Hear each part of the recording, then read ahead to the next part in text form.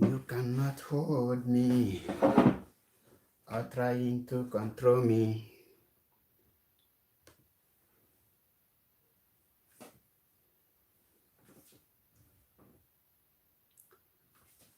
Daalụkwanụ ndị ọma na-ege ntị. Ekene m onye ukwu kene onye nta.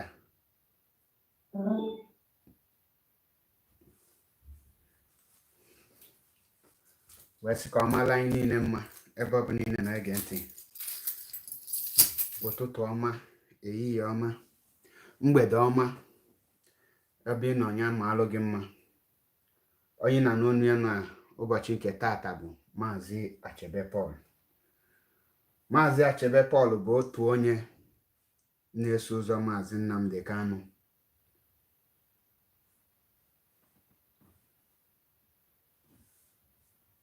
Ụbọchị nke taata anyị abịago ka anyị gbasa ozi ọma Chineke, ozi ọma nnwere onwe, ozi ọma ahụ nke Chineke kere eluigwe n'ụwa nsiri anyị gbasaa, ozi ọma ahụ nke Maazị Nnamdi Kanu kpọpụta mụ na gị na-abụ ka anyị gbasaa. Voice ahụ anyị nụ wee gbapụta nyanwa ka anyị bịara ụbọchị nke taata ka anyị gbasaa anya maka na oge ahụ akara aka elugo. Ọkịta ka anyị ga-agbasa dị ozi ọma ọbụla emecha wee sị gị ka ị na-ebata tara ya kesaa vidio a, mekwa ndị ọzọ invite ka ha join ya gị ege na-eso gị maka na anyị ga na-aga n'iru anyị ama daghachi azụ. Ndị ilo ga-anwa ha ga-atara anyị bịa kwụsị anyị mana ha ma kwụsị anyị. Wee jiri ohere a wee na-asị ka m wishie my living legend, my living hero, the Ohamadike one of Biafra land, the man that wake us from our slumber, the man that make us to wake up, to open our eyes, the man that open our eyes. And I say, may Elohim grant him his heart desires. Ọ ga-adị ka echi maka na echi ada agụ agụ. Ọ ga-adị ka isi mmiri maka na isi mmiri ada ata ata. Ọma anwụchu, ọ ga-adịla anyị ndụ. Wee sị ka ọ banyere n'afọ ọfụ ụnyaahụ bụ 25th of September. This new age ga-abụrụ ya ọganiru. This new age ga-ewetara Biafra. This new age ga-ewetara anyị nnwere onwe. Ege restore Biafra na this afọ ọfụ anya anụ ọbanye. Wee sị na ọma anwụchu. Wee sị ya maala anyị niile mma. N'ụbọchị nke taata anyị ga-akpa nkata dịka ụmụ nwanne, kpakwa nkata dịka ndị ma ife, kpa nkata dịka ndị Maazị Nnamdi Kanu na-eche, kpa nkata dịka ndị na-eso onye ma ihe, kpa nkata dịka Maazị Nnamdi onye ngala akwụkwọ na University of Radio Biafra, wee kpa nkata dịka ndị nwelu ọgụgụ isi. N'ụbọchị nke taata m ga-adrọpụlụ unu nọmba anyị ga-enwe ohere wee kpakarịta nkata dịka ụmụ nwanne, wee tiko isi ọnụ, nyụkọ mamịrị ọnụ ka ọ wee nwee ike mee gịnị, ka ọ wee gbaa ụfụ, ka ọ wee nwee ike mee gịnị, ka ọ wee gbaa ụfụ, ka anyị mara ebe anyị na-aga. So isiokwu m n'ụbọchị nke taata bụ na this Biafra struggle will be taking new dimension in the next few weeks. Mbụ na this Biafra struggle ọ na-aba ọ ga-abanye na ebe o nwere ihe ndị Igbo na-asị gị ọgbaligbo yarị. Ọ ga-abanye kịta ka the main toughness of this struggle nnachi bido. In fact, ka m gwazie gị nke bụ eziokwu, kịta ka the main struggle ihe a na-asị gị struggle for freedom, fight for freedom, kịta ka the main fight na-ebido. Ihe a niile na-anụ since anyị ebidobe struggle, kịta ka a na-achị bido struggle, and kịta ka anyị ga-eji select ya men from boys. A ga-select boys out, si ndị boys ha na-anụ ụlọ ka men pụta n'iru ọgụ, maka na ọ bụlọzi onye pụta enye gị one kobo i confuse onwe gị. Mba, anyị nwezi one way now, one way forward. Our leader, unu na-echeta the broadcast, ọ gwara unu I will lead from the front. Now ọ pụtago na the ọgba ya, ọ pụtago na the front, ka ezi ndị ọ na-achị, ka ndị na-esie, ke ndị bụ ndị a na-eso ụzọ Maazị Nnamdi Kanu ka m gwazie unu na Maazị Nnamdi Kanu lead go from front. Now it's left for you ngị nwa na na-ege m ntị ịpụta ka isonye ọkịta ka ị ga-apụta iso na ndị ahụ a ga-asị gị that you are among the freedom fighters. What make you a freedom fighter? What make you an intelligent person? Ka ihe kpata iji bụrụ freedom fighter? Ka ife kpata Maazị Nnamdi Kanu ji elecho gị na-ege ntị? Now ka m gwazi unu, this very struggle of Biafra restoration is taking new dimension.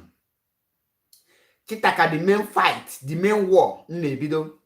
Now, and the things you must expect from this our evil Igbo politicians are the things I will mention now.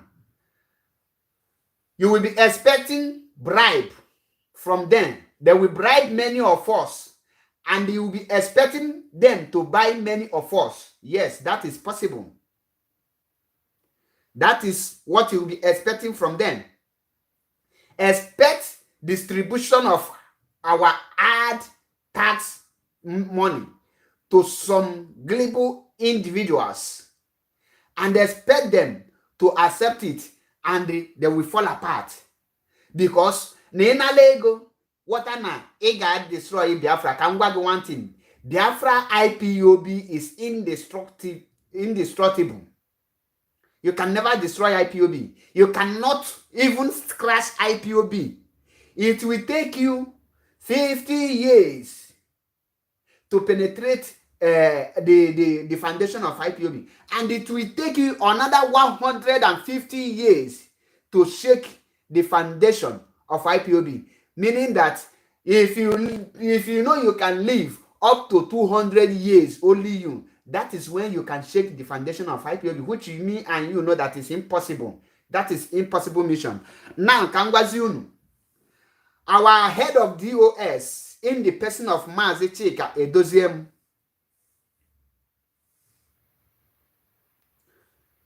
my brother, nothing is happening in IPOB. Listen to what I am teaching you here now, or what I'm saying. If you are confused, I will drop line, ask your question, and they will clear you about your confusion. So don't tell us what is happening in IPOB. Nothing is happening in IPOB. And don't confuse yourself. Don't confuse yourself. Nothing is happening in IPOB. IPOB, what you will be listening is the leadership of IPOB. They are intact. And the people they are commanding are not confused. So don't confuse yourself. Able to confusion here. Now, what you will be, the fight I now is the fight between the light and darkness. The fight between the light and darkness. Which people are the light? The IPOB are the light.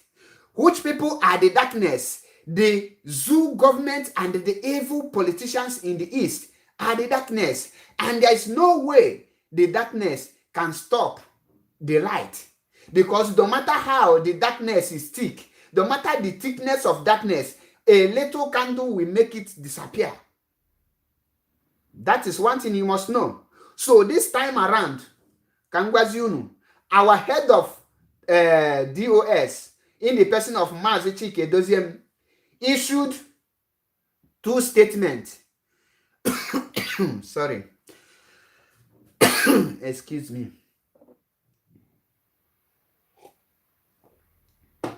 Issued two statements. And that two statements, will I call it two statements? No, it's not a statement. It's a standing order. It's a standing order. He issued two standing order. And the people, the zoo politicians, especially those that come from the east, and Ohaneze Ndam and Andoshi, had Potagona, Ebia challenge that order. Mana Hajulozi question, can you cause this order? Can you below this order, and how can we prevent this order? There is one order that nobody can prevent. That is number one. Every zoo flag in any company, in any organization, in any place in Biafra land must be pulled down. It's an order, not a statement. That is an order. And we will enforce it. maka na ihe ji agwa gị na bụ in case she, why are we killing ourselves? They are our brothers. Ọ bụrụ na ị ma na your brother na nwee factory, nwee anything organization, where makandia, remove that zoo flag from anything or company or anything, including inside your car. Eating a Nigerian flag inside your car, you are endangering your life. You are risking your own life because at this time, an eye for an eye, kitaka struggle nebido. This is the beginning of struggle, and the kangwagi nkebezoku. And Abelozi Biajuagi, did you do it by mistake or do you do it by how? It's either you obey the command of IPOB, the command of the indigenous people of the Biafra, the command of the real owner of the land, or you pack your things and leave our land. There is no two ways about it. And well, anything two ways about it. So if you are an Igbo man, you are an Ijo man, you are an Ebonyi man, you are an Uroba man, you are an Shekri man, you are a Calabar man, you are in Biafra land anywhere. We have many nations because we have a Ijo nation, Ishekri nation, all these nations that make up Biafra land. You are there and you are using Nigerian flag. My brother, you are endangering your life because if we catch you, that is a survive here. My brother, a malu the meaning of struggle. Now, the Ohaneze, let me pass this message to Ndo Haneze, Nsina Habo Haneze Ndibo, because they are not Ohaneze Ndibo. As you people, Nsinunu bo Ohaneze, Unajugo Unu, Kediye Pata the people, Njuecho is sit at home for good 1 month. Have you asked yourself this question? Ohaneze Kanaju, Unajulo Unu, Kediye put this question, Ke the statement, if I am not mistaken, the statement IPOB make, the very simple, and that 1 month sit at home can be prevented. How can you prevent it? The only way you can prevent that 1 month sit at home is very simple. Produce Mazi Nnamdi Kanu in the court so that you can bring out all the charges you level against him before the court. Sorry, I'm having a cough issue. That's why Namana have a online since. Bring him. Obun Ohaneze na Eastern governors. Love for the people. Na ha love for the masses. Na ha love the Igbos. They have the people in mind. Obun na the Ohaneze and the Igbo politicians for the people of Biafrans Nanya. Na ha for the people of Ndibo Nanya. What they will do is not to fight IPOB, but to tell Nigerian zoo government that kidnap our leader. Since you people say that this man jumped bail, since you people say that this man is instigating violence, since you say this man have committed different type of atrocities, now you have kidnapped him. Now bring him to court to face all these charges, and including I want them to still add that thing in Aso Rock is not Muhammad Buhari. Let them add it and come on 21st of August, come to court and defend, come with the allegations, produce him. Obu no Haneze, Ndama na Ndoshi, Obu no Haneze, Igwada Kanabidi, Potango, that very day, where she Nigeria government have produced Omaz Nnamdi Kanu. Remember, IPOB Ashilogi, you must release him that day. They say produce him to face this thing, or else we will sit down. Any person Nashigi, you should go to Abuja, ask the person, is Abuja the land of Biafra? Draw the person, is Abuja part of our land? No. Is Mazi Nnamdi Kanu an indigenous person of Abuja? No. Is Mazi Nnamdi Kanu an indigenous person of Biafra? Yes. Yes. And that is why we will close our border. We don't have anything to do with them again. So, Obun Ohaneze, Ohaneze ndi Igbo, potashigi now na Mazi na hacholoke ego do sit at home. The only thing, the message is simple. Let them tell the government, produce Mazi Nnamdi Kanu. Produce him to face the charges you people leveled against him, so that we will see how it goes. But ndị gosi na these people na ha na-echiche ha dị ka nke oke. They are thinking from their anus. Ha pụta, instead of to make a statement like a reasonable and responsible human being, ha na-make a statement ndị ka ya sị na that is a na-make.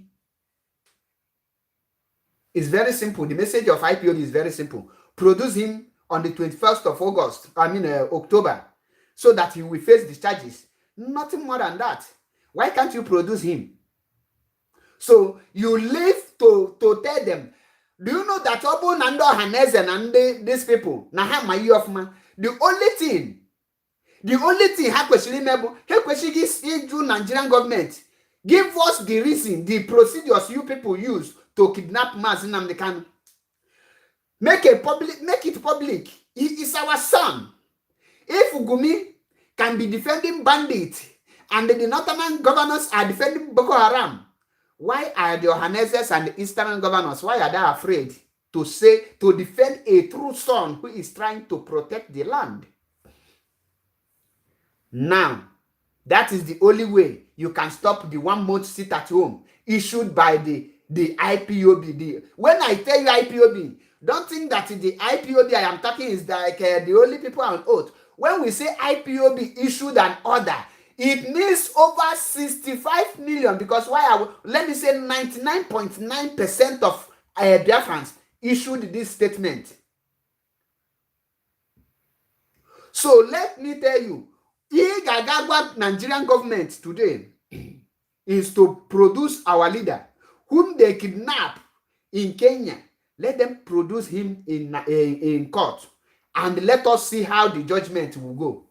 Let me see the lawyer that will come up with such consequential allegations, and then we will be able to establish it before the court of law. Kamfu Kahageju Emi establish, because I know it's not possible for them. Or it's not possible. Now, Ohaneze ndị Igbo na ndị Amana Igwadaka na Adịrị, Ganu gwa the zoo government, if you people malo nunu chop peace in the east, in Biafra land, all of you must speak now to free Mazi Nnamdi Kanu, to produce our leader. Anywhere they kidnap him, anywhere they put him, let them go and produce him now, or else in the coming few weeks you will see Igafu nketo father, Igafu nketo nwe, makana unamabehe iye na abata. And I go to 1 more sit at home. Some people are not shiggy. No, leave them. It's mouth. But let me tell you, when it will start, both you and your politicians will have no place to run. One side. Now, the things you will be expecting, you go to the whole eastern governors actually itinye ọnụ n'ihe gbasara Biafra restoration. Ihe kpatara ya bụ na ha chọrọ ka inwe freedom. Ihe kpatara ya bụ na ha ma na restore Biafra. Restore Biafra, automatically you ga-afụ na Biafra. Once restore Biafra, the people, all those poor masses, the poor people, these people na yo neji maka carton of Indomie, neji maka 1 packet of Indomie, neji maka one bag of pure water, neji maka ball, ordinary ball nkịtị Ifeanyi Uba na-eke. Hancha niile ga-ayodobe ndị, hancha niile ga-akwudo ga-ama their left and right, ha ga-enwe ọlụ. The Igbo politicians talk the whole people. Unafriye Ifeanyi Uba na-eke. One carton of, one sachet of Indomie. Only Indomie anakpo Hungry Man. That Hungry Man is sold for 200 naira. Yes, it's either 200 naira or 250 if I'm not mistaken. I don't know how much is sold now. Now, Guinea Kai, one sachet of Indomie Gebo. How an their weapon is poverty. They want to use poverty when they make you to be poor. You will left with no option than to be begging them. Igana Yohani.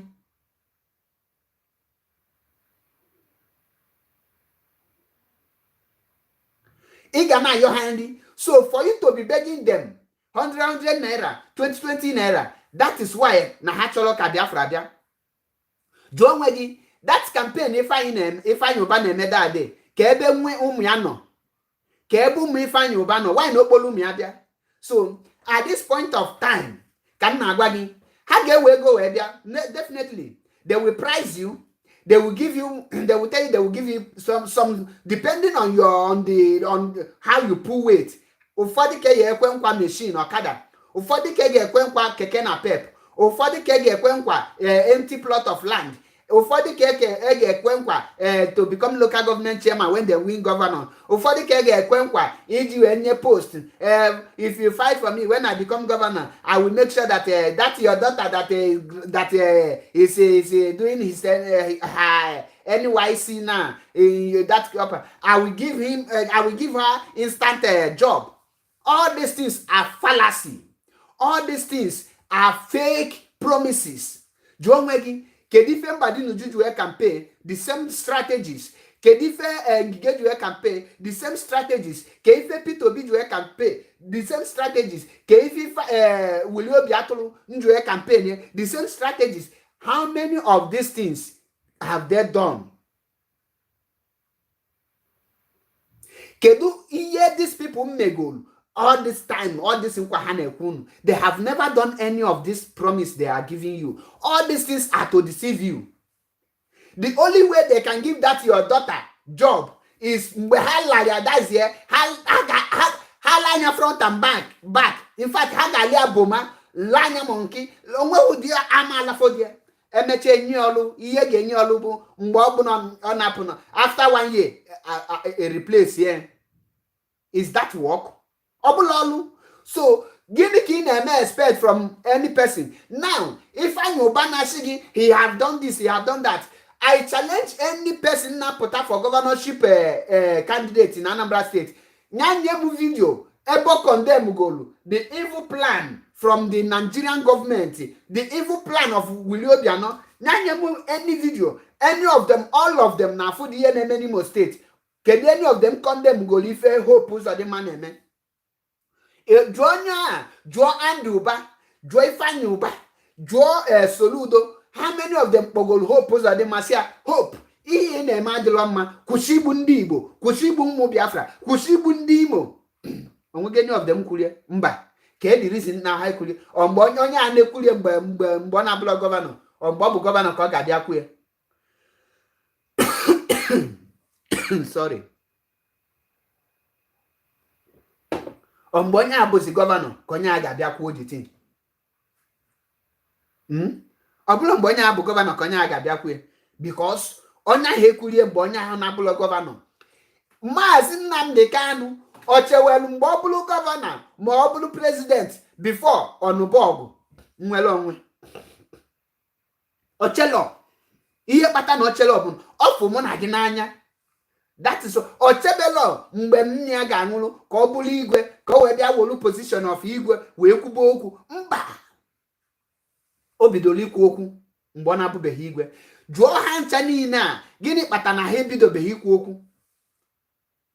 On this note, ka m na-agwa gị kita this struggle of Biafra has taken, it will take new dimension. Mana this new dimension, ijugo ka ihe bụ this new dimension. This new dimension now ga cause many lies. This new dimension ga cause too many lives. The lives so ya cause to be the lives of the people. Namalife, the light of Osingo, Kanyafunanya, the life of people Ngashi, what IPOB can do. The life of people who will underrate or underestimate the power and the capability of IPOB in Biafra land. This very new dimension will consume their life. And when it consumes their life, we will not have any pity on any bastard or any he-goat that will die at this very point of time. Because anye kugie, kukwasia, tienya mpu, benya nakwa, doga kananti, gwagi, chalo any politicians. Zelum di campaign, maka ndụ gị unu weta na anyị na-ekwu okwu. Ụfọdụ asị gị na audio struggle, ụfọdụ asị gị na Facebook country, ụfọdụ asị gị na allow them the ndị oji ọnụ. But I am telling you now, nna m ịmụta nwa, gwa nwa gị nyachala Ndụ Ụba campaign, gwa nwa gị nyachala Ifeanyi Ụba campaign, gwa nwa gị nyachala Soludo campaign, gwa nwa gị nyachala Valentine campaign, gwa nwa gị nyachala anything campaign in Anambra State, because ọ ga-akpọtụ very soon. And ọ kpọtụba ịpụtakwa na say is the breadwinner, is the only son, is the only daughter. I'm telling you now, save the life of your only daughter. Save the life of your only son. Save the life of your breadwinner. Maka ndụ ya, maka ndụ gị nwa, maka heart attack egbuo gị, because men and women at this struggle. Blood have been wasted. Blood have been sacrificed in this very struggle, and we are not backing down. And nothing will make us to back down. I am telling you, because we are not joking. Every word you hear on Radio Biafra, we mean every word, all of them in on our Radio Biafra. It's not a threat, but it's a promise. Omeloniru, omenonwa. Omeloniru, ogemenonwa. It will happen. But I warn you, why we always preach, why we always talk, why we always tell you, is for you to avoid it, so that you will not be a victim. Kiyali sonanda egeji we can't scores. On October 1st, it's a total lockdown in Biafra land. Makandi Yashi, they are enforcing us, so they are using power. We will use that. Anything within our disposal, we will use it. Because that's why we pass the information to you.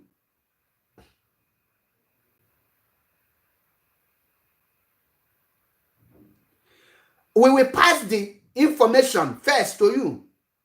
That is why Mbobo na pass the information. Try to take the information serious, because you will not correct anything after your death. You will not correct that your mistake when you die. You will never recover that your property anytime abali oku. Because your life, if you think you can do anything on your own, you can underrate us, because you think we are powerless, you think we cannot do it. Igafu, when the time comes, you will see your life. It will be like what I will not mention. I don't. I'm allowed me and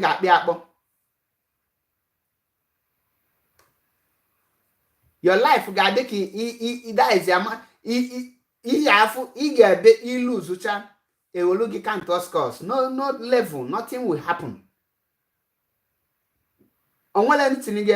So at this point of time, many things expect. Many things expect. The reason he get you many things expect, but because now this is struggle. Bukita kone bido. Iya na-emebu before. Biya na creating of awareness. Now after creating awareness, you enter the battle. We are about to enter the battle now. Iyi na now, but the real pure battle. And this battle is either do or die. It's either you make it or you break it. Obula battle yedina inu kata inazu. Inazu kino la nanagoni. You look at this battle, you will see them, then give you money. You don't know the way the money stand for. There's no two ways about it. Once they go put egg in Nazu, now this is struggle. What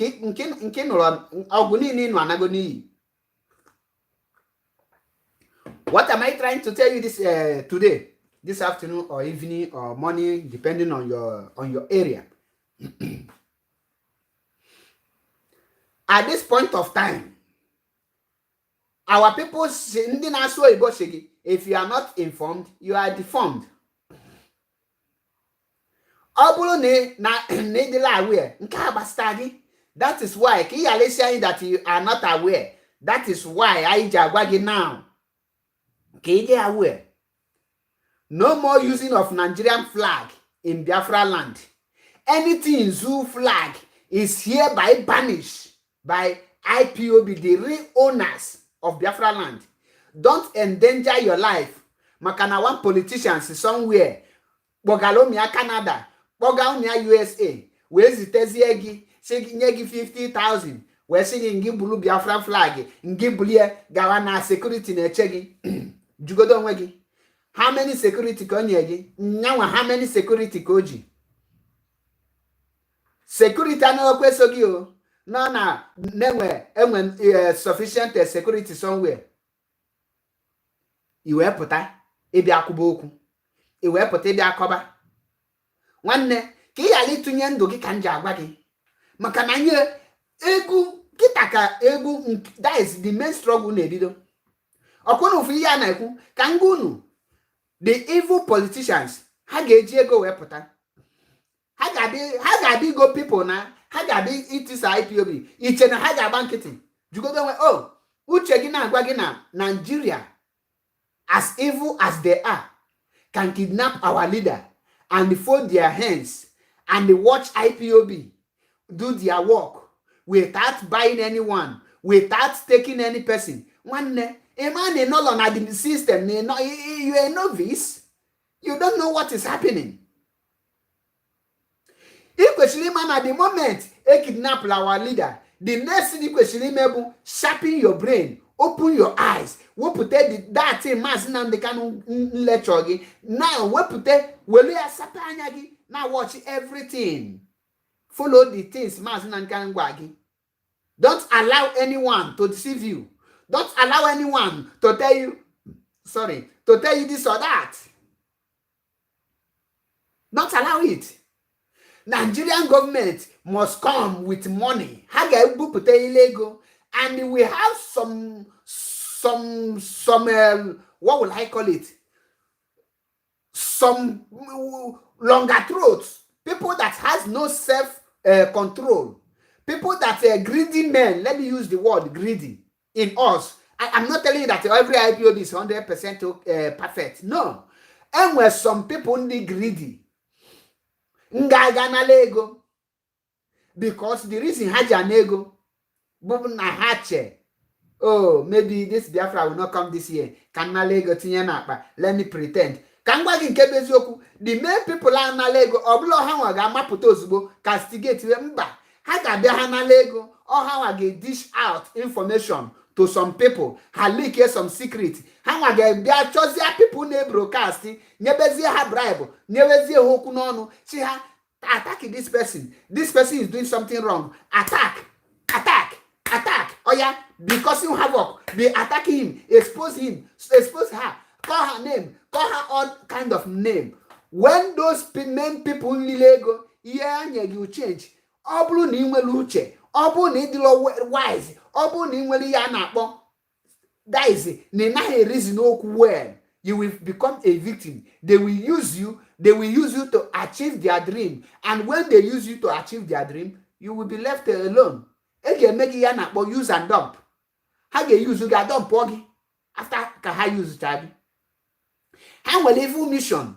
And after ka ha condemn ogi, finally, you will become irrelevant in the struggle. Two, the people that they use you to fight, they will never trust you. Nobody can trust a betrayer. My brother, the thing Anglo, how much is football? Black and white ball, no, all of is FIFA this thing, ball. Okwa Ferere. INL 100, you will not back it by your tupu. The thing like even self, okay, Melugaru, that is what your governor is sharing for you. You will show you there. Meanwhile, can I go in Kebezoku Makana Ezoku Bundo? And I got continue, they preach this very Ezoku, Mazina Mikano should I preach here? I got continue because Ezoku Bundo. Hage golili many people. Manolo gibu. If onya hago, there is a way you will kill that person, make that money useless in the hands of that person. He can make that ego. How go that person is useless here the money. Keki get useless here. How go Madonna? How get leak because her mother go and or something. These people in for the more they are intelligent, of course, we must agree to that. They are intelligent and they know some things they are doing. How are some certain things? How put some people who want to one or two information. Hagolu like this. Potassium. Ego. The next thing Ganobu. Anya na IPAD. He is a devil. He is a saboteur. He is not one of us. He is not that. One nyobonya enyo. Jonya ihe na-akọ oge wupụta Maazị Nnamdi Kanu n'ebe ọ nọ. Jonya ihe na-akọ oge make a Biafra restore. Onye na-akpafa ka dị kind relevant. But onye akọ ihe dia bachi na onye nkịtị. Silence him. Don't make the person topic of the day. If you will make the person useless. The moment he make the person useless, onye ị gaghị waste ya.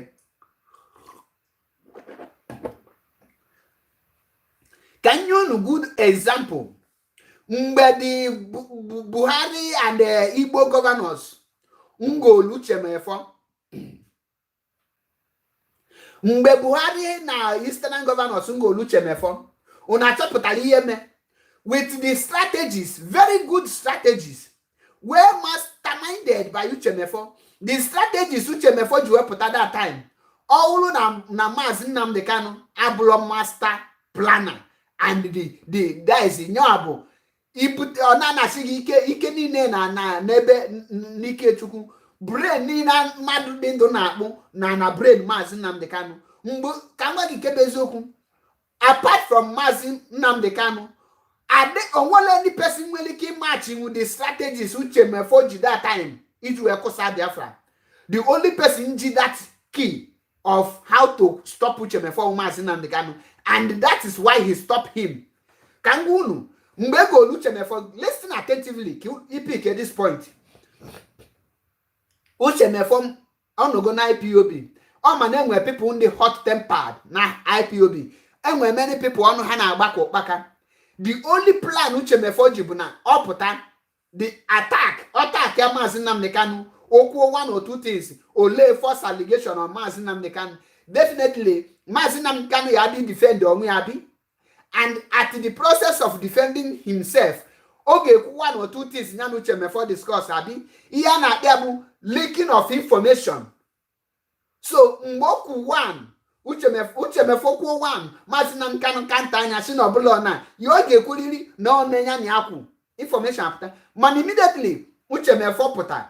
Match that strategies oji puta. The strategies align na table Maazị Nnamdi Kanu or pianya ping pong oti iya kija puta. Nkabu nke ndị Igbo na silent ka ngejibugi. With this one, this strategy, the only thing gebu this strategy now is to keep him silent. Everything on oyako or kontako imu silent. Oko nenu Maazị Nnamdi Kanu this silent. Mboko gidere no reply, nothing. Oge megini oda unto even okubacha like this and with ashes he ga feel like this on ohokechelo manam nili biakwala hanchani na megini meoto Maazị Nnamdi Kanu ihe ni Uchemefo ko kangba that very strategy Uchemefo ji is one of the most dangerous strategy he to destroy any organization that make inquiry.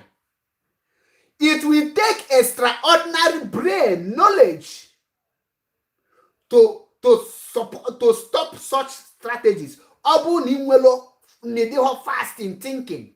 He might stop on that strategies. I must tell the truth. Obu in olugo in a way. Gina mother abago this thing. That check here. Yes. That is why Maazị Nnamdi Kanu ebi anketi.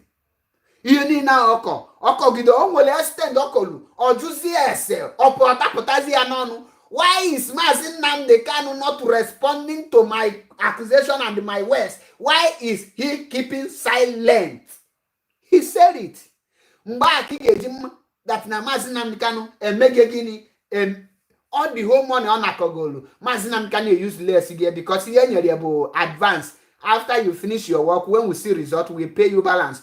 Mazinam can make a balance because he become irrelevant, he become useless, he become talkative, he become nobody listening to him. Then Mazinam can reduce his to all of us are those here. I want to reply is here. That is how you know who is intelligent and a person that called for leadership. That is how you can balance, counter and balance any strategies. How we put it? You will hear Sonia. Now, can gwazie gi nke beziokwu. Obulu nino na IPOB in a warm up. It take ego from Ifeanyi Uba. You better desist from that. Obulu nina chi wel ego from a and Uba, you better kushia. Obulu ni na plani iwolego from Soludo. You better stop it now, because if you don't stop it, you will take that money and your family will be wasted. You will take that money, you will not have any future again. You will take that money, you will never ever be relevant in your life. You will take that money, everything that is good will depart from your family and your generation. So what is the essence of you try to take that money? Okay, the essence. There is no need to get you let yourself for just one kobo. You need here. That is why in Jagunia, every time now we will listen. We are to go na this mission. Obulo how far and how well. Anytime if in a kwoku balulu, he and for your attack must come. When I want Megani Koponte. Ntigitako. Anya gafe go be analo, then a car 222. That is why you are wagging. Manne. Egon ekwane kegu putegi kita. Because struggle agafego awareness. Struggle na bazina hard way. I before na soft way. Kita kai na bazina the main struggle, the main war. Iye cheki ebe megide.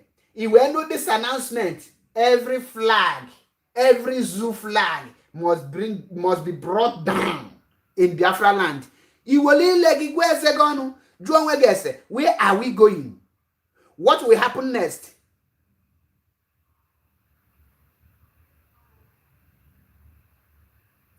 Where are you going? Where are you heading to? What next? Iya we see ya Juan wegi. Ana bogi kapopotagi. Iya le that na the struggle na. Juan wegi struggle never blow any security all of a suddenly, or even unaware. Nobody is aware. No ESN men with AK-47 adapota banyeni more here. Kenyendi Fulani also. Now enough no more flag. In a temba wagazu. In a temba bagina moto goku. Before malo no more zoo flag in Biafra land. Kambagi strategies hageji. The politicians will go and into many villages. Haga many villages. Haga there. Hagote enwere ya na-akpọ. That is it. Ndị gebe mboshobu ni ishi rice and stew nye ha che na agba Christmas. Poverty illegal hakwala. Then I will tell those people, imego na na-akwụ ha. Ya na-akwụ ha 1,500. 1,500. Then akwalo ha akwa puga. Kwalo ha akwa APC. Kwalo ha akwa PDP. Kwalo ha akwa YPP. Kwalo ha akwa CDC. Kwalo ha akwa NNPC. Kwalo ha akwa anything party no na that is you. Haga kwalo ha akwa hancha nini. Hakwa chalo here, eyinye here. Then akwa ndi make up ugwo. Chia Dianu nyachichie na all this whole agu ulichegolu. Nyachichie na everything niru ha. Ka iwoluzie digital camera, Snapchat, say her photo. I think these people are protesting for there will be election in Anambra State. These people are protesting. As you can see, the massive turnout of a PDP campaign in Anambra State. As you can see, the massive turnout in the APC campaign. As you can see, all the whole pictures. Get check here. Let's say her picture. Let's say this side. That aqua na kwalha. I got one color like this. One color on the other side. Or blue color di niru na di nazu. It might be reason. Has a picture niru. Has a nakuku. Say na this side. Say na this side. A pokotiano. It no many people. That is one person. Oh yoyi bu. Kini kana bia. All this color riot. I'm only anuma na many colors. Now here. Then I said that picture. It will take a picture of 2007 one campaign. Was on the BBC Igbo. Hamezi edit. Hameche edit. Hamegini Hadasia. Shigi, you can see the massive turnout. All those things are fallacies. All those things is to deceive me and you.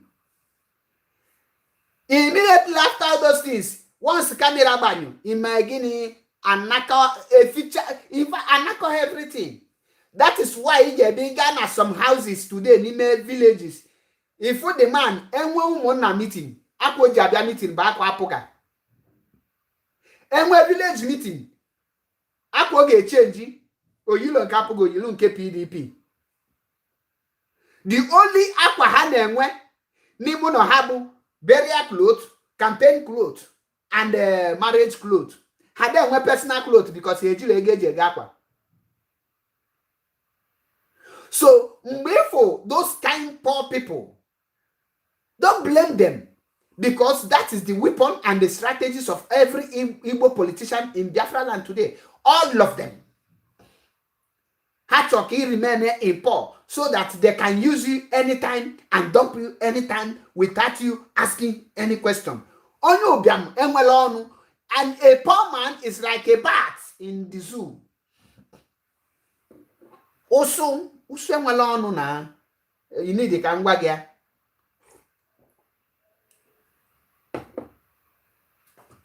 How are they with the strategies?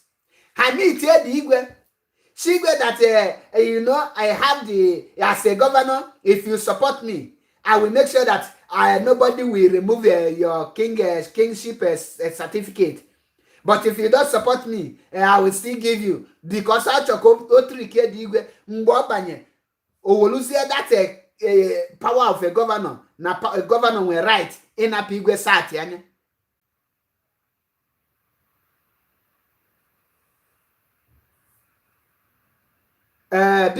Before I continue, Shibata here. Osno Fadila Usman. Onya Bonyoshi unege kwenye that in on a 419. Let me delete the comment before Made click here. It's a 419. Any person there with such strategies, disregard it. They are 419. Naturally, they have go wayo. Oblo na my page, ki adia go madu wayo.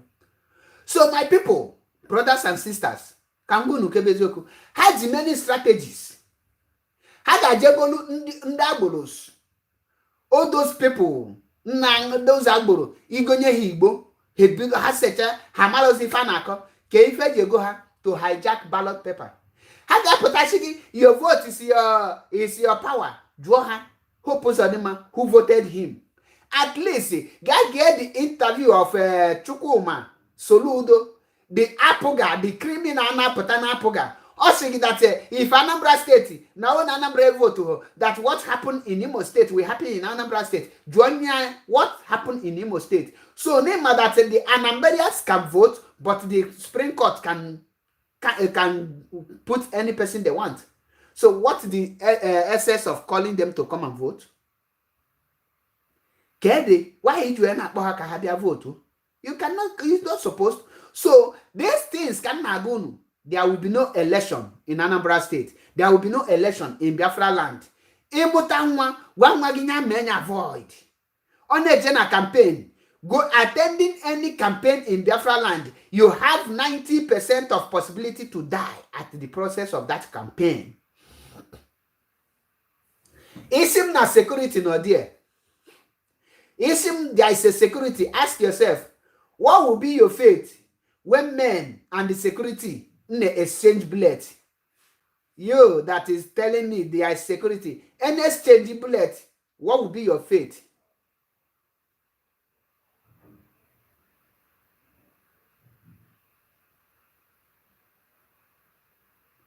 What will be your fate?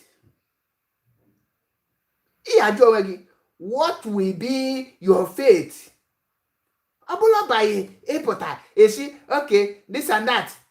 Don't risk your life. Any evil politicians, none of them want your life. None of them want your blood.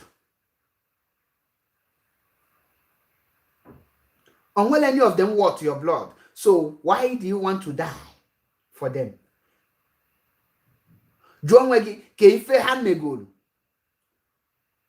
At least a good man will start up a fight.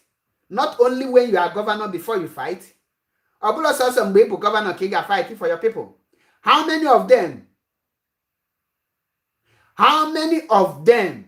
condemn the killing in Imo State? How many of the people saying they love the Igbos, they love the Biafra land, they love Ali Igbo? How many of them have cautioned Hope Uzodimma for the killings of the youth, the leaders of tomorrow? How many of them have come out publicly to condemn that very act? How many of them have come out and they condemn the evil act perpetrated by Buhari government, Buhari-led administration?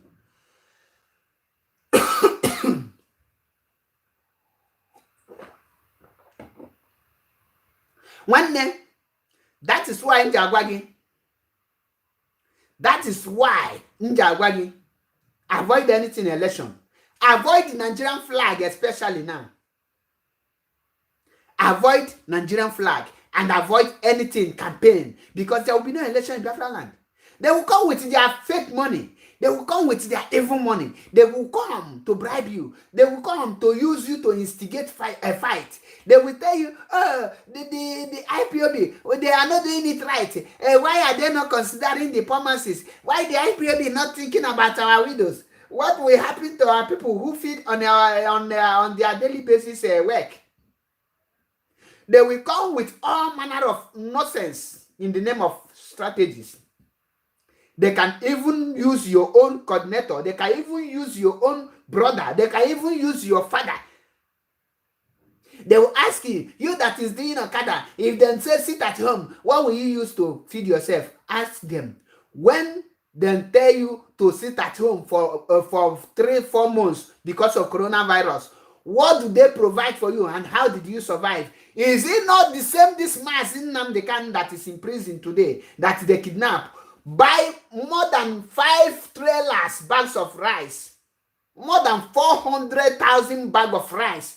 Is it not the same man Nnamdi Kanu and IPOB that distributed palliatives for you people to survive? All of logging. Okay, Chebe Mbobolo King, Mbobolo president, before he will distribute. Even the leaders. Your leaders, the people in our governors today, your palliatives, the COVID-19 palliatives they sent to you, they store it. All of them expired in the warehouse. That cost many lives. You check for those ones.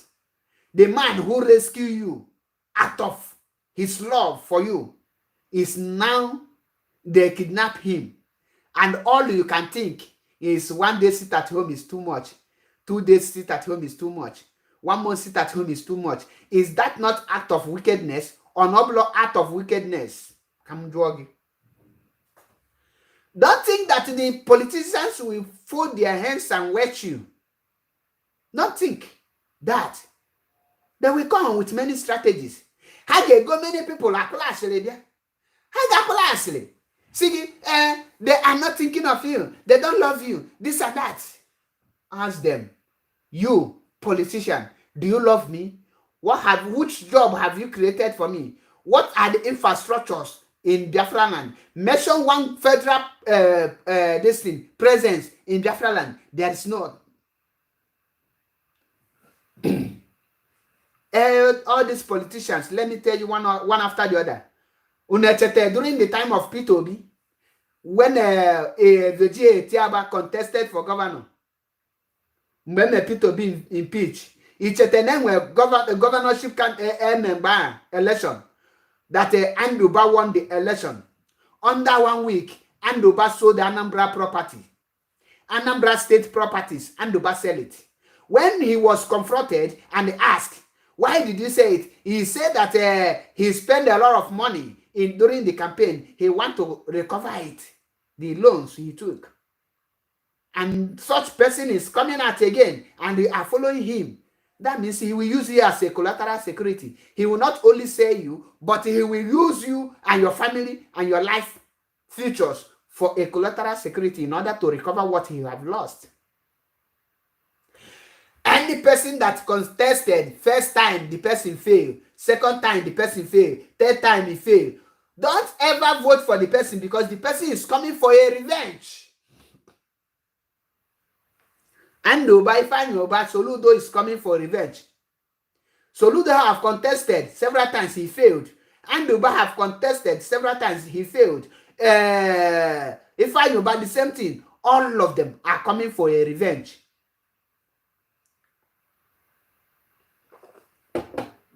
So why do you want to be part of people that will use you for a revenge?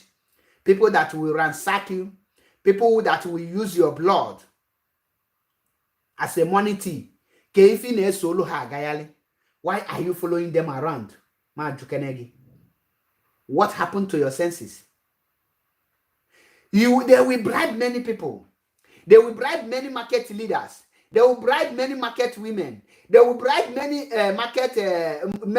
meeting leaders. They will bribe many meeting women leaders. They will bribe our mothers in all these things. Just watch what happened in New York. How can a country, it's only Nigeria, you see, their country is coming to protest and the counter protest is going on.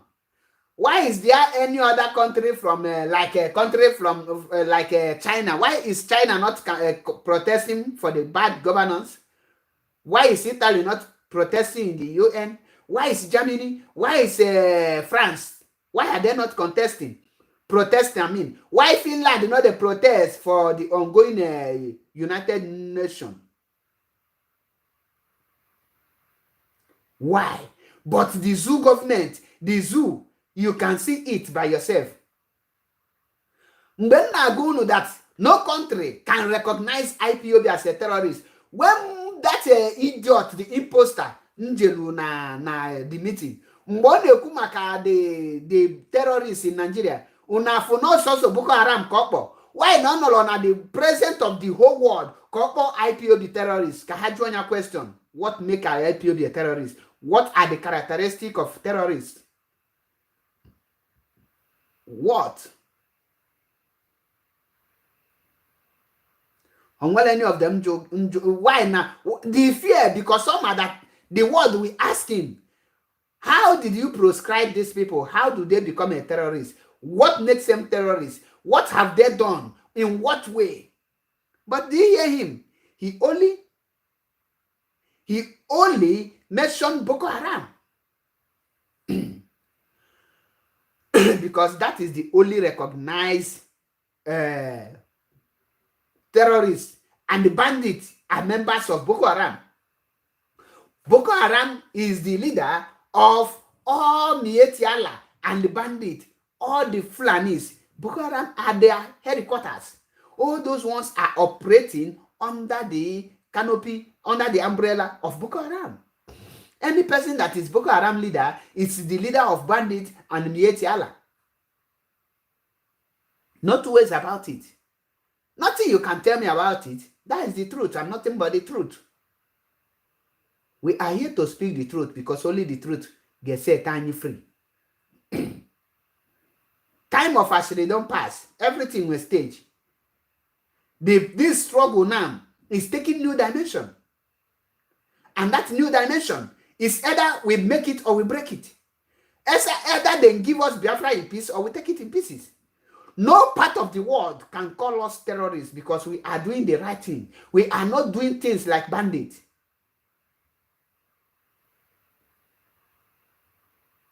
We are more educative, more sensitive than any other people in the world. Can anyone from the so-called northern people now be proud, say that he is a member of Miyetti Allah, or member of bandits, or member of Boko Haram, and seek asylum in any foreign land? And that asylum will be granted to him or her? It's impossible.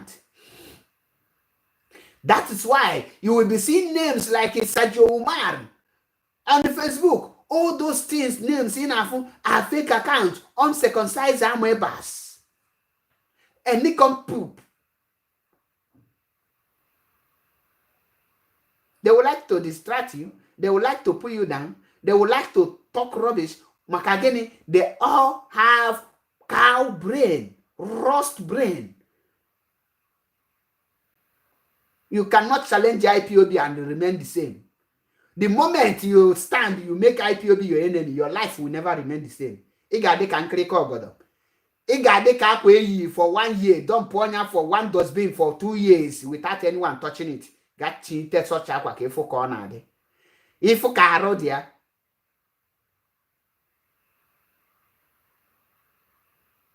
Then paid people. It's only Nigerian government that pay people to come out and protest, say Nigeria is good. American that is good. Do you see American people protesting in New York in ongoing United Nations meeting? Because they know their government is good. Just go any page now, just type. If you are in Nigeria, you have opportunity to relocate. Where, if you're Nigerians, where will you like to relocate to? 99.9% of them will tell you they want to relocate to Canada, USA, America, Germany, France. None of them will tell you that they want to relocate to zoo called Nigeria. Why? Because it's a dead man country. Country being led by Yonzu. At this point of time, you're our leader, the leader of the largest mass movement in the world, the leader of the largest mass movement in the whole wide world, the most peaceful mass freedom fighters is kidnapped, and you think all is well, and you think you can be doing your business, nothing is going to happen in Biafra land. When the time comes, if you are not circumcised idiot, your blood will make cleansing in the land of Biafra, because all the atrocities you people are committing, your blood will go for it. As long everything we tell you, we will carry all the whole things out. Any order na Radio Biafra is a promise, it's an order, and we have men that will implement it. When the time comes, don't fall a victim.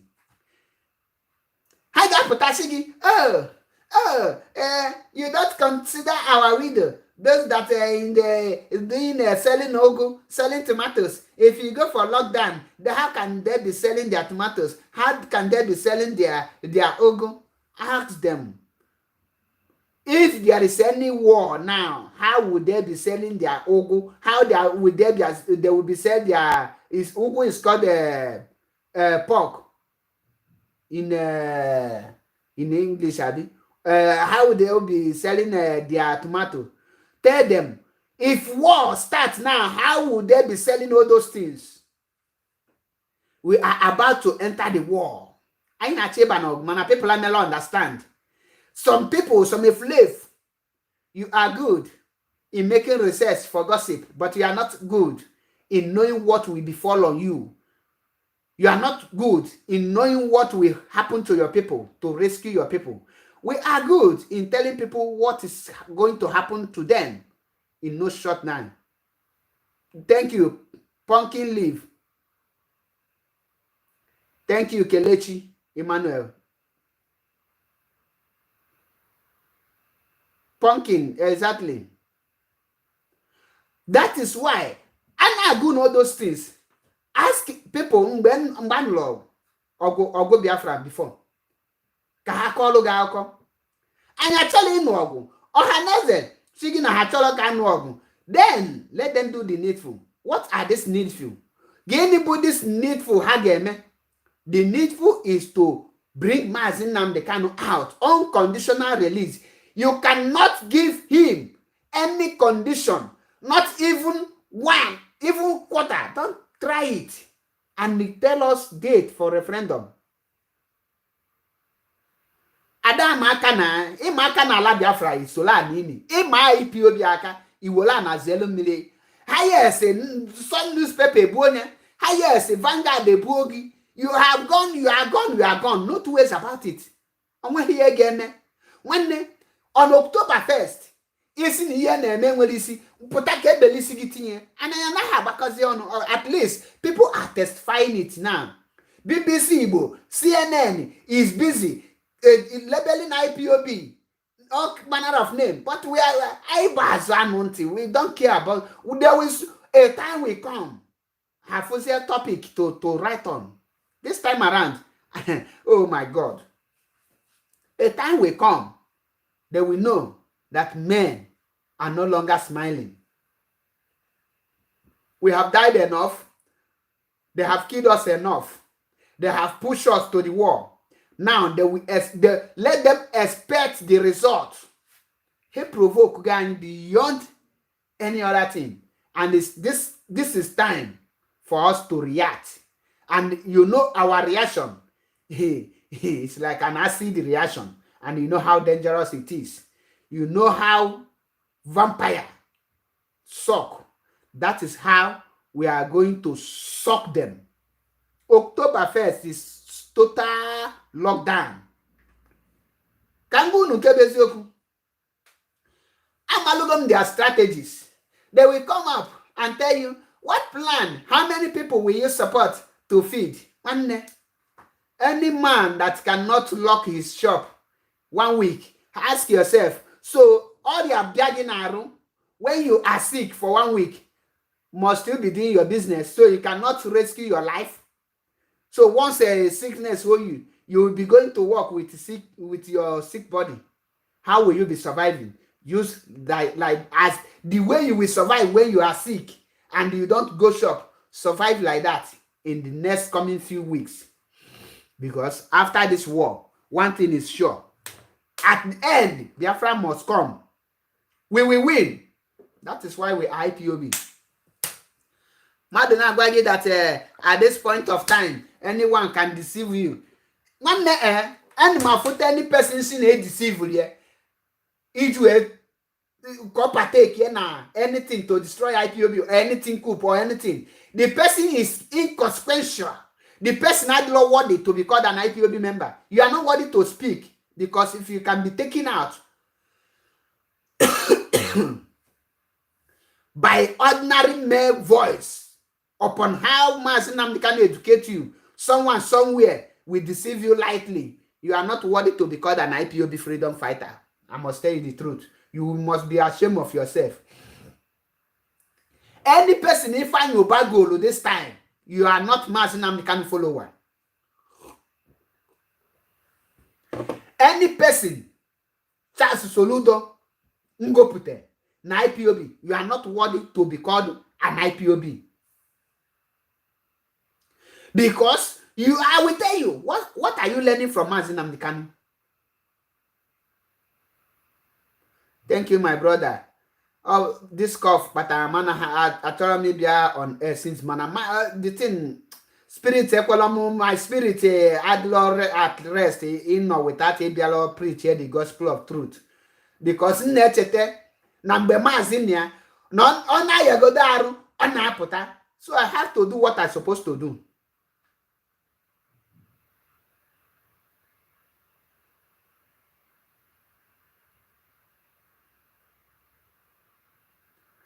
IPOB, Ablog, just it's not an association that you can just come in and you register belong. No.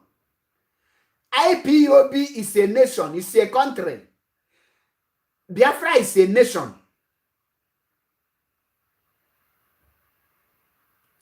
Biafra is a nation. Anyone saying that if you want to sit at home, if you want to do lockdown, go Abuja. Tell the person, Mboshobuna, oge gidenti na Radio Biafra, no, there is a lockdown.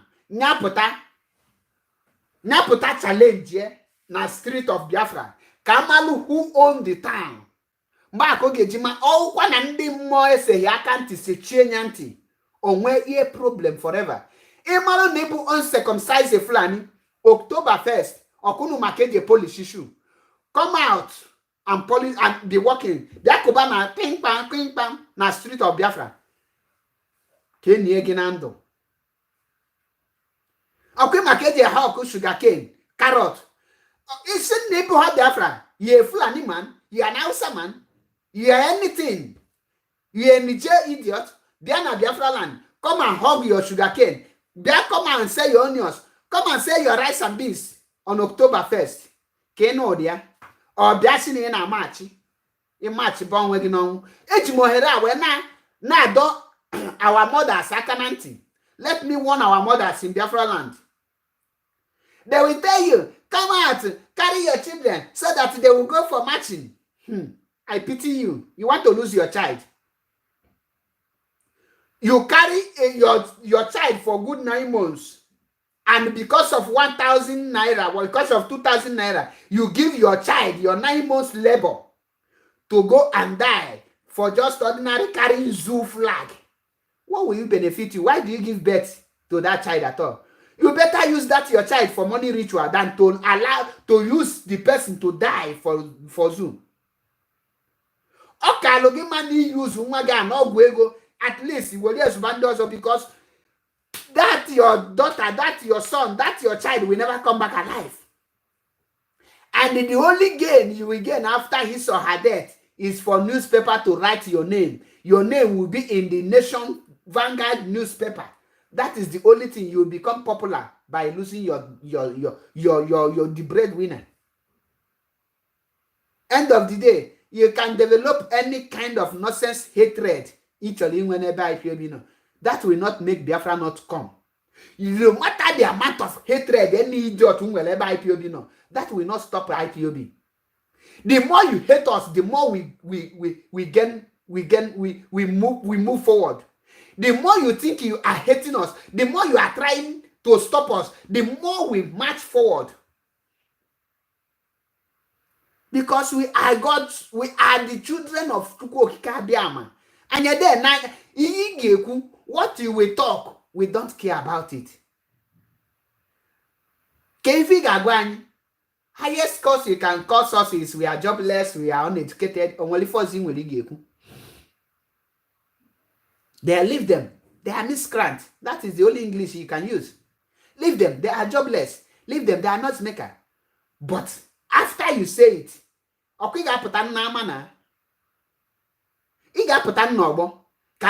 you that is educated, you that is not miscreant, you that is not jobless, who owns the town? People do blog guy name. Odogo many idiots in for her today. I'm Odogu. No blood sauce, I'm Odogu. It's not a guy name. There is a reason why I leave all those Janjaweed to be commenting. Allow them to comment. Through their comments, you will know how their brain is. Ask how matured are they. Allow them so that you will know how matured that the Fulanis and the zoo government are. Because through their comments, you will know what their brain, what they are capable of, what they can think of. So that is the reason why I leave some of their animalistic idiots. Many of them need psychiatric treatment, hospital. Many people in Afro on social media, most of all those people are politicians. All these evil politicians, they are children. Their children are the ones using fake names to be attacking because they know you cannot detect them. But we know them. Soludo children, Ifanyoba children, Anduba children, Ikekweremadi children, they are the ones sponsoring people to be creating a fake account, supply them data Tell them, don't upload your picture, don't upload any of your phone number, don't put anything. Click any person you see here typing rubbish, go through his or her profile, you will not see anything reasonable. That is why I tell you, allow them. Because the more they listen what we call their father, that is what they will become. Ifeanyi Ubah is a criminal, and the time will come, we will expose them. And Ubah is the one you people know. People not to land Ubah. Unechefugo na Ubah is a brother to Chris Ubah. Nkana besele nego nuga. Nkidnap another criminal ana pongige. Unechefugo. Oh, you people have forgotten. A brother to a hardcore criminal. Nkidnap the whole state governor. Chorebu your governor. Keifoga governor. Okay, using his younger brother to kidnap any person that challenge him. If Chris Ubah can kidnap a sitting governor and put him in one room, torture him anyhow he like. Now, when his own brother now enter as a governor, imagine they can kidnap Ogemenda Anambra State. Imagine they can kidnap. Ask yourself, those idiots, Nasigi that say, we have security, come out and defend your vote. Ask them, why did the Imo people, why they defend, why na Imo state got defend the vote of Imo Light? The person that won that election, free and fair, is Meka Ihedioha. But Supreme Court governor, the Supreme Court led by late Muhammad Buhari administration, a Sharia court lawyer that never one day attend any bar, never one day nobody call him to bar, put him in that office. John Wegese, Capital Oil, Negu 419, Joa Kebo no boutique, Ocholibia Gola Anambra State. So that they will turn Anambra State what they call living in bondage. Living in bondage. I ask you, if Chris Ubah, known as Esele Nuego, can kidnap Chris Ngige, and his brother now is coming to become your governor, and which mouth will you use to challenge him? Oh, each and those criminals who use we kidnap Ngige, he cannot use it to kidnap you. The same Chris Ngige that kidnapped the Igwendalo. Chris Ngige kidnapped the Igwendalo. So how many of them are free? All of them criminals, drug dealers. They want to use you to come in. One day, he make a tell where you voters card, you are risking your life. October 1st, Umar, come Biafra land to sell your sugarcane on October 1st. Come we Bupugi. Umar, if you are a man enough, your brother is the presidency, Abi.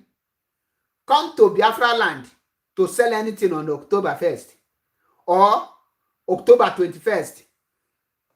Come here, get sugarcane.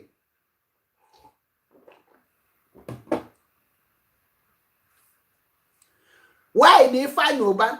I condemn the killings being carried out by the Fulani government, by the Fulani people.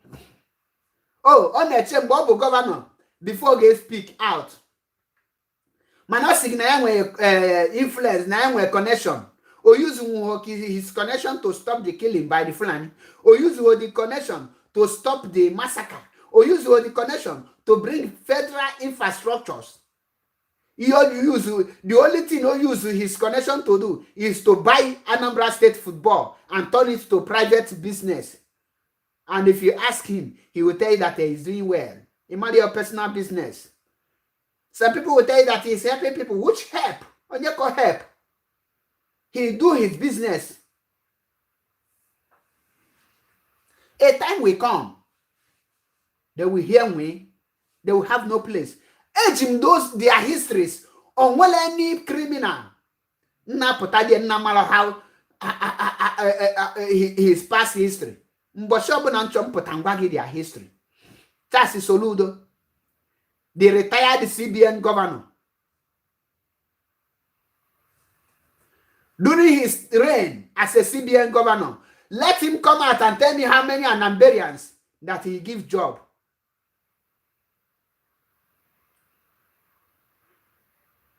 His case is still with the EFCC. Just that the EFCC boss is so corrupt that he cannot even prompt any person. That is why they are all chasing Yahoo boys. Because the only people you can now bring to EFCC now without having problem is Yahoo. Apart from Yahoo, can you arrest a criminal like you? A person who you with them go for a robbing. After 2 of you rob, you will come out and arrest him. He will expose you. I dare EFCC to arrest any governor or any politicians that is still money in that Zoom. You will hear what we call exposition. They will expose all of them. And Uba, with the help of Chris Uba, all of them are criminal. They dupe Anambra State. They ransack Anambra State. Why is EFCC not going after them? Who pulls them back? Why EFCC not they go after them? Ojus Okalu, the one that ransacked Abia State. Why not EFCC analaga? The APC, all past criminals, APC, all past criminals, led by Buhari administration. Which people are they recruiting? All the retired criminals. Hope Uzodinma is a past criminals. They recruited him.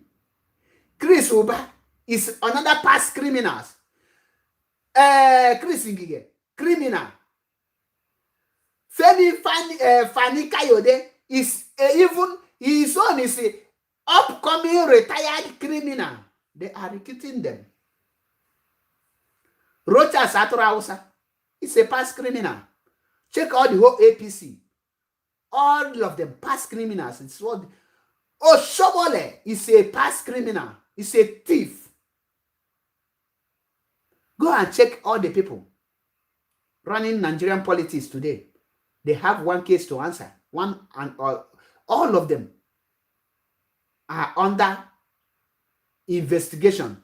But that's why they want to become your governor, to be free from all kind of investigation, so that they will be answering chief executive security officer. Chena Yamalo. The power of an average Igbo man today is to boycott election. The power of Anambarians today is to avoid anything campaign. You will speak in a language they will understand.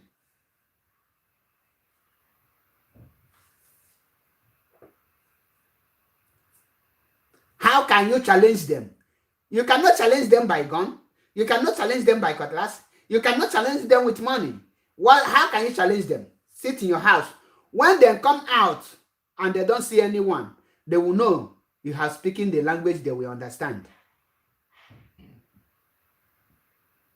Mbe haputa, I live for any person. Imagine you speak, you go in a language they will understand.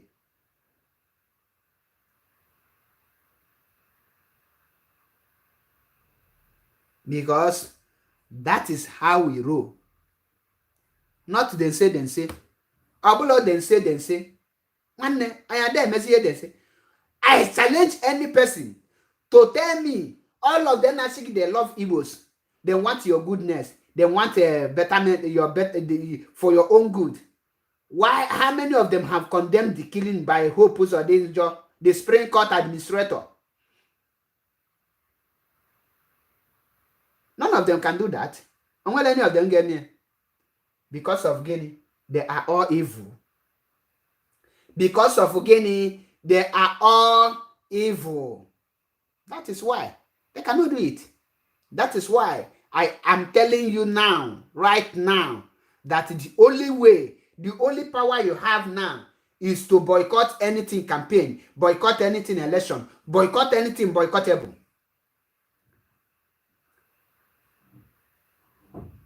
avoid anything Nigerian flag. Avoid anything. Kangunu kebezoku. Anambra election remain the only place we can show our power.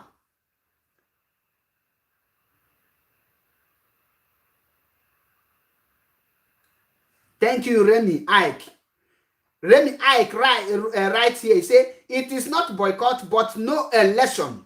Because if anybody votes, it means we are agree. Exactly. Can go for that. Can make more explanation on that. The reason not to acquire and the reason to not very correct. All boycott for the gasigi. Okay. Na hage for the amajabi. Good.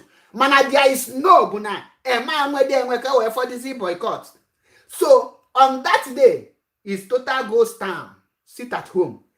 And when they had the election, before cheerful this thing now. Thank you, Renny Ike. He remind them, my brother, my father, my sister, my mother, Kangunu. Your child now on a NYC on a Savabi. Remember that na people like usable coppers. Don't waga kananti.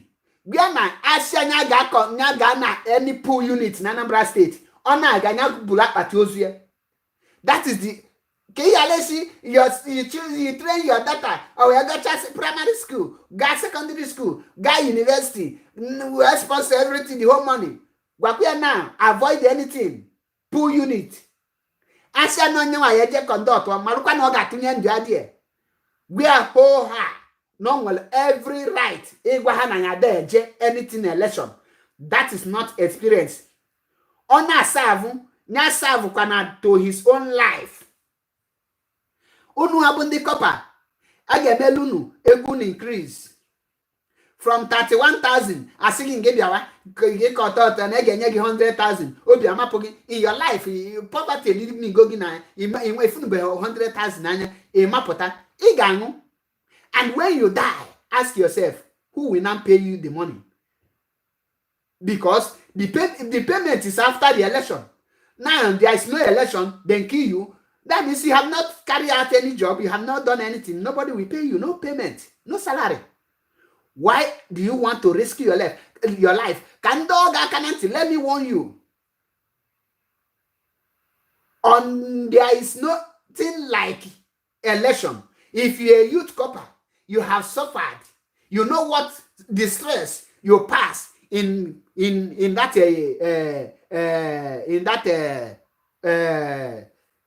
university level. You know how many lecturer you slept with. You know how many carryover you get. You know how you pay you the kind runs back where sort or some carryovers out. You pass all this stress. The reason you need to certificate. Now after everything, and they now tell you to go and die. They now tell you to go and all these things you risk you take. Non-Anambra election ki ye end your life. When they can you are our brother, good and fine. But if you don't obey the order, you will join your ancestors. Because he jijin tike nesa patioza nani. If you are not with us, you are against us. No two ways about this, about all these things. If you are not with us, you are against us.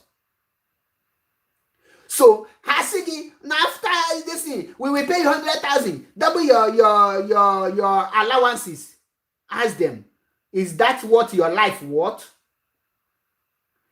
I na go now, and when you had the election, and you know that NYC wear Nigerian flag, and they do not ban anything Nigerian flag. I got this surprise here, and I got knows I walk crazy or fuel Munyagoku, a balogaba, because he deserve it. Onya King the one. Who do you know? Oh, Nigerian DSS Genyela Yaka. Kita bando Nigerian flag na Biafran land. Don't expect ESN to enforce it. We have people to enforce it. And the people that will help us to enforce it is the DSS, which is the Department of State Services, of being controlled by Nigerians. Government. Oh, the sit at home, how can I enforce Olanya? So our ESN don't stress themselves on that because now we're men, now DSS, of our people.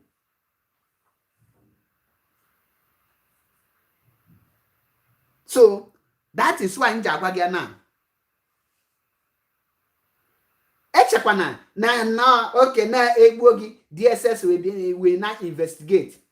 They are the one to kill you, and because they kill you, they will not investigate because they cannot investigate in order to implicate themselves. Hama may investigate to implicate themselves.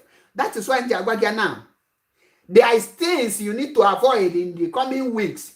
1, moving around with Biafran flag. 2, moving around with a Nigerian flag. 1, moving around with Nigerian flag, zoo flag. You must avoid this. Avoid moving around with Nigerian zoo flag in Biafra land. If you try it, number 1, avoid moving around with Nigerian flag in Biafra land. Number 2, don't put anything that has to do with zoo in your house, in your company, in the bank, in anything, government, any structure, any office at all, public office, private office. Remove anything that has to do with Nigerian flag there. Replace them with the Biafran flag, or else that's your office, you will close it. And I go it na yesu. Na why na boso jidali akabo na or ayadabel. Kita kunu gafu nke to father. Kita kunu gafu the madness in us. Complain. You can yab, talk trash, talk all nonsense. Who cares? Your words don't go beyond where you say it. Anyway, you talk and nadia you reach. You go dead here. We are doing what we know we can do. Everything we are doing is to restore Biafra. And you cannot stop us from restoring Biafra. Mark my words. I have mentioned too. Thirdly, if they send you to be among people that will conduct election, go your casket, buy your coffee, so that you will bury yourself alive, or else that they are going because there is no election. Who are you to talk when men are talking? Who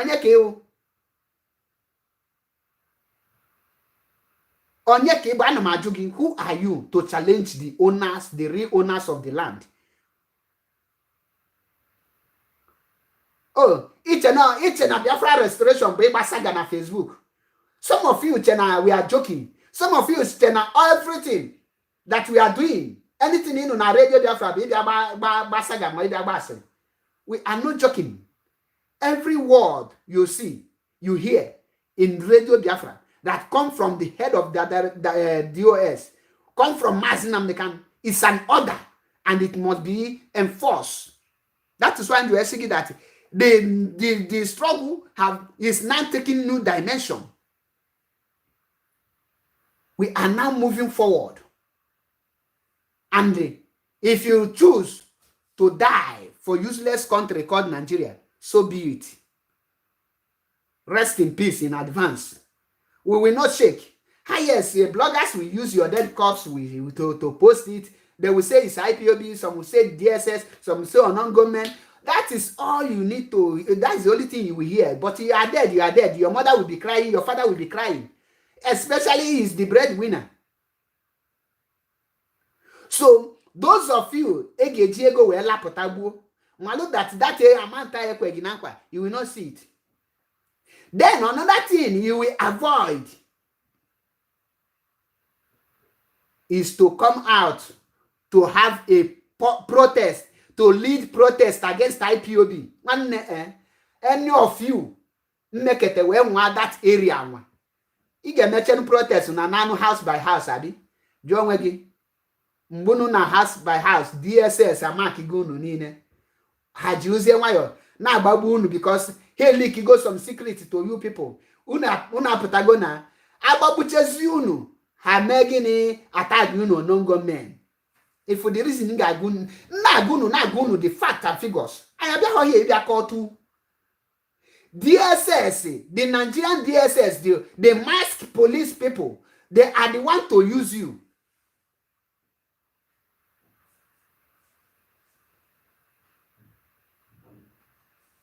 They will use you. After using you, they will now kill you so that they will not have any direct investigation. Once they use you to protest, once they mark you dead, they don't mark that death sign on you. After they mark death sign on you, they will now come and pay you. Say, oh yeah, come and protest against IPOB. They will tell you that IPOB is the one causing the suffering in you. They are the one making you to become poor. They are the one depriving you not to be rich. After you now foolishly come out and protest, and the people, the people will not be happy with you. When now, once you go back, they will now come to kill you. As they kill you, they will be the one to say, oh, it's an IPOB. They are the one to tell you it's a non-government. If you go to Punch newspaper will say it's a suspected IPOB. Vanguard newspaper will say suspected or non-government. The Nation newspaper will say it's suspected DSS. All manner of things. Now, there is no way investigation will be carried out. Then, the dead governor, the useless governor of the state will tell you that we will investigate it and we will bring the perpetrators to the book. Ask them, how many people have they bring to book? Since you have been hearing kidnap killings, how many people have these evil governors bring to book? How many of them? Nobody. They have never bring anyone or brought anyone to book. So what does that tell you? There is no book, no anything. Not to talk of bringing anyone to it.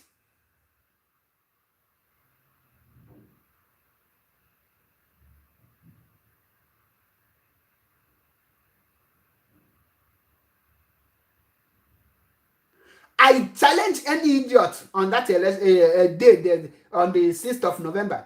If you know you're a youth corper, because most people they are using are youth. You know you want to die. One day, you better commit suicide so that your people will see you to throw in the evil forest, or they will do one certain things to bury you. Because if you dare come out, the DSS will kill you. After killing you, they will burn you in the name of your unknown government. Police people went to Abia State Polytechnic and they raped a female student. That is it.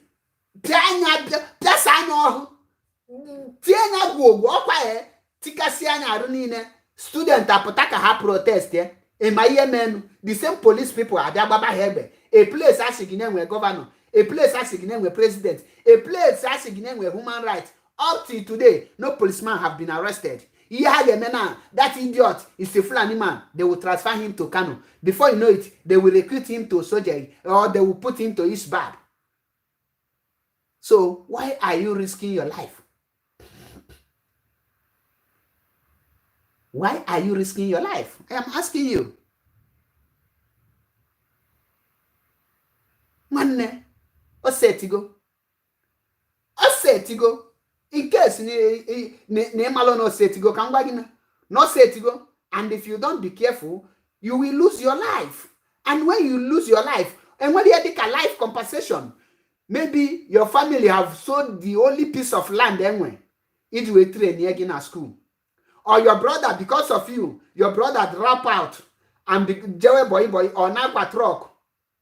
When I sponsor you, hoping that now after he graduates, service checking with an at least he help one of the family.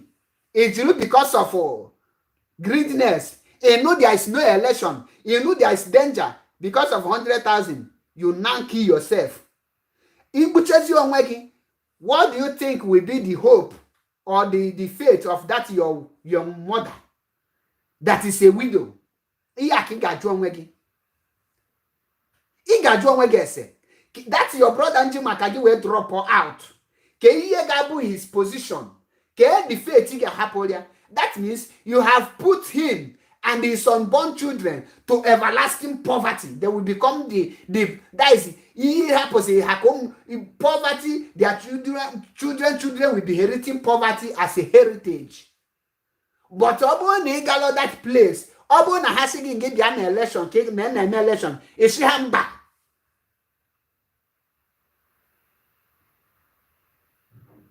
It's humble that you are not interested. You don't know anything about that. Rather, they will let them send you home. Once you go now, tomorrow you will have a new job. So far, name my ego na school, name my brain. Mana you that what we are doing is only on Facebook. On the day of election, election, come out. Come out and see what the meaning of no election in Biafra land. When you know, when we tell you what, we mean every word we say to you. So you must rescue your life, save your family.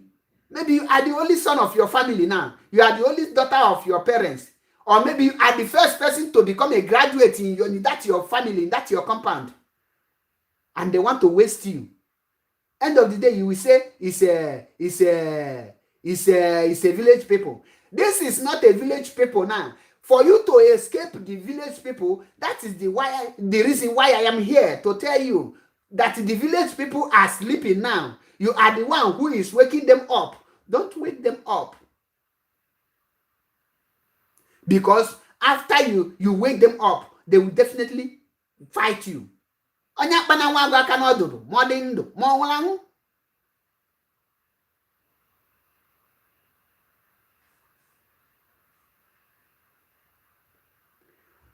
Anyị abịala here ịbịa kọwa ka ụmụ achawo na-ata chingom. Enwe ndị na-akọ ka ndị achawo na-ata chingom dịka person like Kevin Chidi ndị so na-achawo mụtara ya. Aya na-akọ ka ihe agbata na akwụna ya na-eme ka akwụna. So ọ na-agbatara ya na akwụna na ihe ọ na-akọ ya eri na ihe ọ bụla ifo agbata na akwụna. Just odomata na onwe ka onye a bụ ọ ga na-emelili ka ya agbata na akwụna. So why no man na-ede rubbish?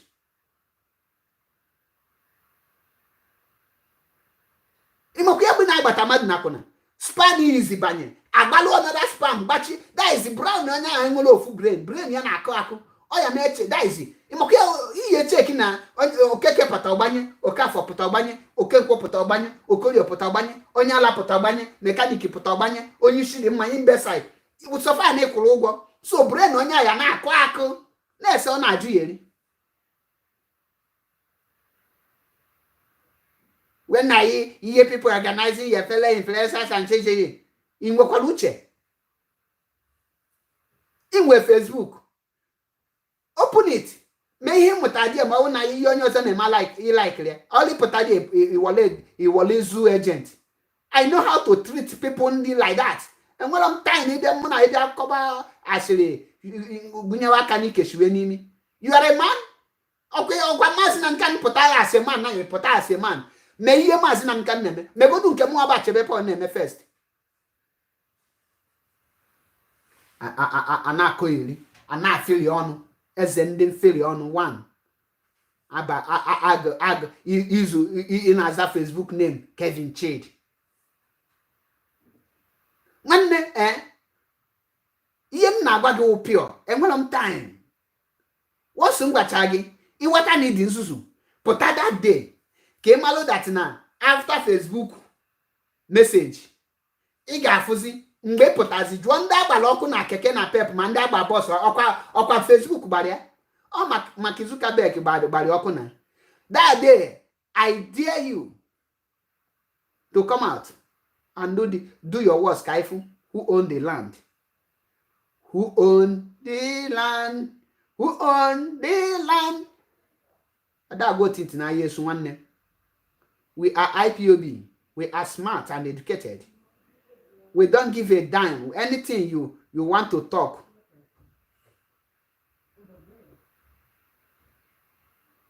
One agwagom people. Ekwene can block work in this place. Actually, me block people today. Man, I know here na ka ndimbu. Ikona ka ndimbu. If you are tired, you get out. If you are fed out, if you are fed up, you fed out. Not two ways about it. Allow people to do their work. We have destination. We are on a mission. And our motto is moving. If you think you know it better, go and do it in your own way. Live our own way. Live our own way. I belong for people on the brain to think beyond the reason, beyond their shadow. I don't have time for such people. That is why I keep on telling our people, we have deceivers, and you must not allow any of this type of deceivers to confuse you, because they have nothing to offer. On this note, before I conclude, I would like to have 1 or 2 calls on the way forward on this restoration of Biafra, and what you think you can offer, or what you think that will happen in Anambra State after there will be no election in Anambra. What do you think that will happen? Tell us. Call in on WhatsApp call. The number is there, +39 3512957752. But remember, once you call and they start talking trash, I have every right to cut you off. Okay? So I want us to bring reasons, the things we need. Let us bring ideas together. And because our people, and if you have 1 or 2 questions to ask me direct, if I will able to answer you, I will answer you, because ejo mojo weto.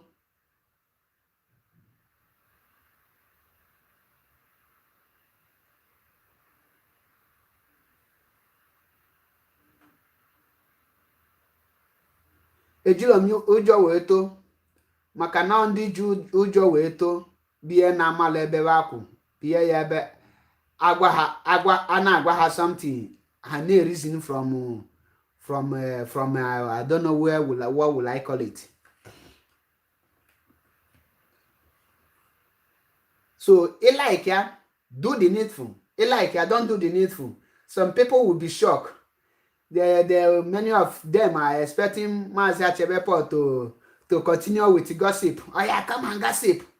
While the Zoo Fulanis are there fighting, doing all they can do to make sure that they take over our land. If you are fighting yourself, if you are there telling us, Mazi Achebe, you are not doing it well. Mazi Achebe, it is not like this. Mazi Achebe, not like this. The Zoo people are doing what they're supposed to be doing. So it's left for you to do your own work.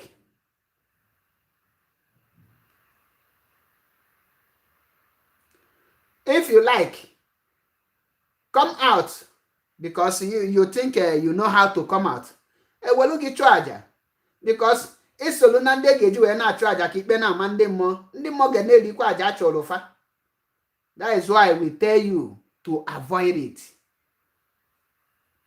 You have the line is open in case you have anything to contribute. The line is open for now. You can call in, let us have a discussion and the way forward. And remember, the topic is there is no election in Anambra State. There will be no election in Anambra State. And there will be a total lockdown if they fail to produce Mazi Nnamdi Kanu on the 21st of October. There will be a total lockdown for good 30 days. So if you don't want that to happen, what you need to do is to tell them to produce our leader. Tell them to release our leader unconditionally. No two ways about it. If you don't like what I am doing, you can do me a favor by hugging the nearest transformer there. Or you can commit suicide. I'll be very grateful if I see here say you hate Mazi Achebe Paul and you hate IPOB. Because of that, you commit suicide. Then rest in peace. Rest in pieces. Because we don't care. We don't give. You can talk all trash. Whatever you want to talk. Talk it from now to danke.com. Nobody will. After you talk trash, you will go to your bed and you will sleep. But he's in here and when you see that day, Pota. On the 1st of October, Pota ni Payali. Or on the 21st of October, Pota ni Payali. Or you knock at a blue zoo flag. na Biafra land na-agagharị a ga-amụ gị ọkụ na ndụ na. The first caller on the phone. Let's hear from our caller. Hello. Hello, greetings, my sister. This is my brother. Mother Shabe. Good morning. Good morning, my sister. Okay, I'm watching you. Thank you very much for your program and your information. So there is no two ways about it. I'm reading what our brother Remy is writing on your program. He is correct in what he's saying. Because yes. I hear Andy, what is his name? Oba, is this Emeka Oba? What is his name again? Oba somebody. What is his name? We have all those politicians or who? Okay, I'm talking about Ifeanyi Uba. I saw him on BBC. Okay, Ifeanyi Uba. We have Ifeanyi Uba and Uba, all of them now, Boba, criminals. Okay, yes, I saw him saying, well, if IPOB says that there will be no election, it doesn't matter. Even if it is 5 people that vote, it's okay. You see these politicians, criminals as they are, you know? So if 5 people come and vote now, it means IPOB has boycotted the election, and the election has been conducted, and 5 people vote for election. So all of us now agreed on the election. You understand? Exactly. You see? So now our issue is that there will be no election, which that shows that we are not involved in their criminality. Because exactly. Whatever they do, they're trying to do now is to Anambra to become another Imo state. You understand? So we don't want election in Anambra state. I hope our leaders, please, our DOS, I hope their mind is there and see with this what these politicians are trying to do, because they are too manipulative. You understand? Exactly. I hope our DOS are listening. Let them please look into this issue and take it very serious. It's not an easy. Advocating this now. Simon has been doing this for a long time, and at a point he stopped because of whatever reason. So please let them take it serious and continue to tell our people on Radio Biafra to avoid this campaign, because this Radio Biafra is very important. It's not when they leave it they will talking other things that are not important. Let them talk about Anambra State. We don't want election. All these boys that are walking up and down, running, catching balls, or scattering indomie, catching uniforms, as you said, they have to reason and find out all the elections they have been doing since 1960. What has it done? What has it done in our land? Nothing. After you eat indomie today, you eat whatever they give you, you go back to the same hungry that has been killing you over the years. Our people, some of them are listening to me, I know. They must listen and think about tomorrow. You know, because these politicians, their criminality is so too much that I don't know how to qualify it. It's getting They're out of hand. supposed to be in jail, all of them. And they are up and down, going about. Oh my God, the callers are too many.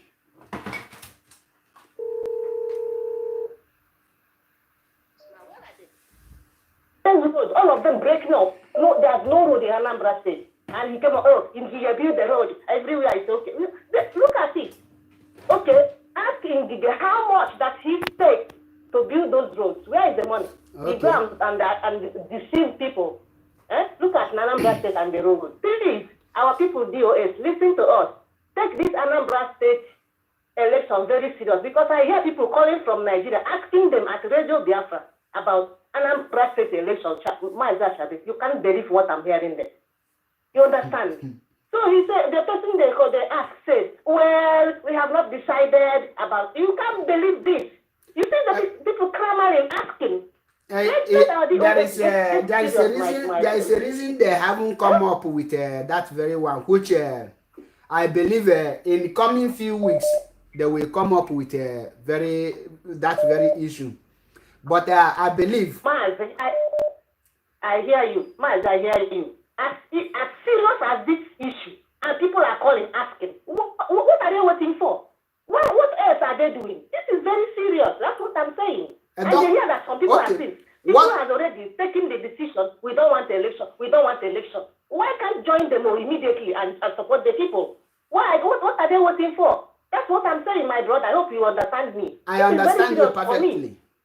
I understand you perfectly. But like DOS, you know, after much, I have seen some of the plan, and they will come. They will reach to that very one. Once the time reach, you will hear the announcement. It's one after the other. So they want to focus. They want to focus on the. Our leader has already. Yeah, I know that our leader has already said this. Because from the beginning, I am saying, if I hear that after that, I will say that our leader.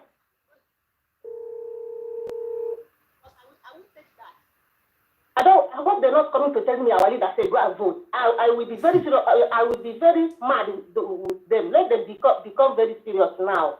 My brother, have a nice day. Bye bye. Thank you. Thank you. May Elohim bless you. Hello, we have another caller on WhatsApp. Greetings. Hello. Hi, good morning. Good morning, my sister. Are you still online? Yeah, I'm still on air. The whole world is listening to you. Okay. I'm going to add to what this sister is saying. I want to buttress. Okay. Two things. When it comes to this, like something like this Anambra election or orders or instructions. Yes. Now, I understand what she's saying about DOS campaigning or releasing information, telling people not to vote. They have been doing that. I'll give them that credit. To whatever level, it's a different ball game, whether they have intensified it or not. But the question you have to ask yourself, are they not seeing what is happening? Are they not the ones feeling the impact of what Nigeria or Igbo politicians are doing for them or not? That's no issue, maybe on. Exactly.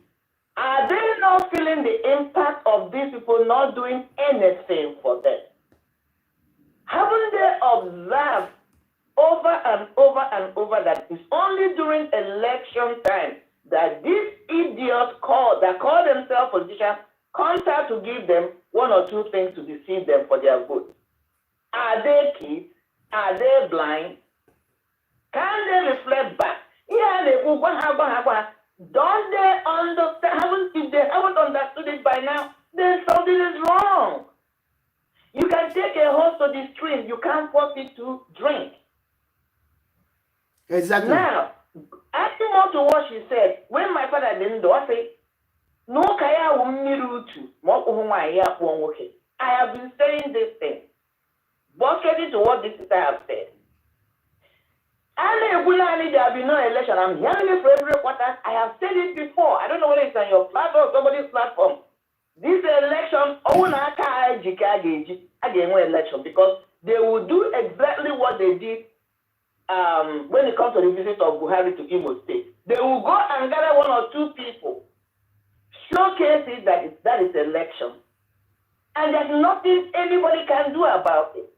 And Anambra is going to be the example to show whether this noise, let me take it back, let me not call it noise, okay, whether exactly. This campaign, I name it, like the election or not, will go through or not. Because Anambra succeed, the game is over. Exactly. What we should be concentrating is not just talking and talking, there will be no election, there will be no election. There has to be structure, there has to be logistics on the ground to make it impossible for any infrastructure that's going to be part of the election not to stand.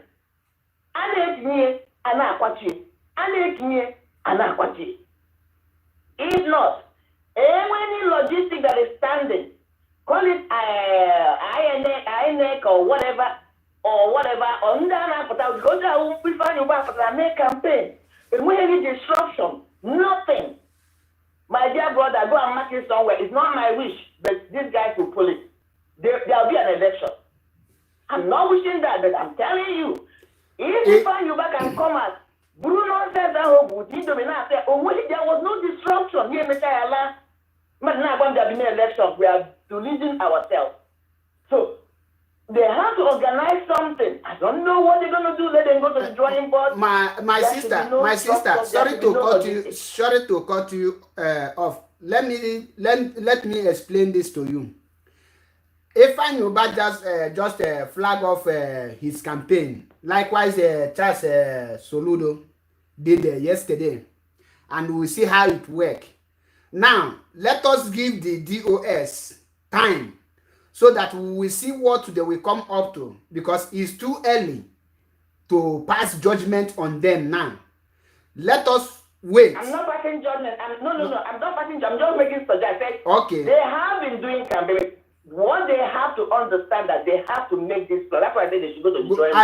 I believe. Just saying that Okay. we must be cognizant of that. We have to be conscious of that. That only talking to people will not solve this. Yes, That's even me. I'm not passing judgment. I'm just saying. I know that. They should think about. Yes, I know that we cannot stop election with May mouth. So that's why our work is to campaign, and the leadership will now give the order when the right time comes. So one thing I will guarantee you is this Anambra State election will determine how powerful and the DOS is, if they are following the Mazi Nnamdi Kanu instruction or not. So if they were able to stop Anambra election, that means they are following Mazi Nnamdi Kanu's instruction. But if they fail on Anambra, that will show you that they are, even 2023 cannot stop.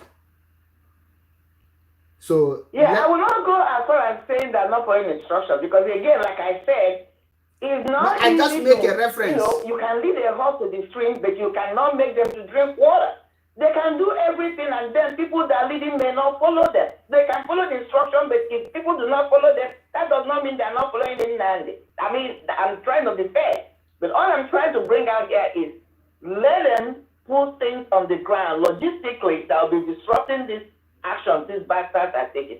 That's all I'm trying to bring out. I'm not portioning blame to anybody. I'm just saying they have to be cognizant of that and make sure that that takes place. Okay. So and I rest my case here. Thank you, my sister. May Elohim bless you and your household. Okay. Have a blessing. Thank you, my sister. Amen. Our sister just make a valuable point, and that is how it is. You cannot stop Anambra election with mere talking and mere speaking. There must be a match action to everything we are saying. And I pray and I believe that our great DOS are listening to us, and there is something must be done as a matter of urgent, not just a mere talk. But let us not go deep into that, because when the time comes, actions speak louder than voice. Everyone will know where he or she belongs. So not like some people on the comment section typing, showcasing their illiteracy and how daft they are. So may God bless our sister for his point. One day, there is another point she made here. She said that the people in our people that are asking if there will be election, are they not have what the so-called evil politicians, what have they done? Do you know that there is a places in Anambra State? What I am telling you, go and make research.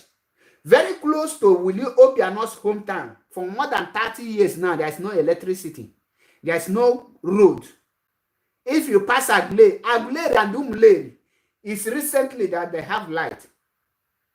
Go to a place called Nando. Nando don't have light. Go to Ibariam, there's no light. Go to Umumbo, Omo, Ibaku, Anak, all these places, there's no light. And you are campaigning. There's no road. So you don't need me to tell you boycott, to stay in your house, there will be no election. You don't even need to tell you. You must know by yourself. Tell yourself there will be no more election, because they have failed you woefully. Even when you don't hear the order, know it. There will be no election. That is why I tell you, this struggle now is taking new dimension. And you must not fold your hands and wait for someone alone to do it for you. We all must rise up, unite, irrespective of our differences. We must come together to fight this battle.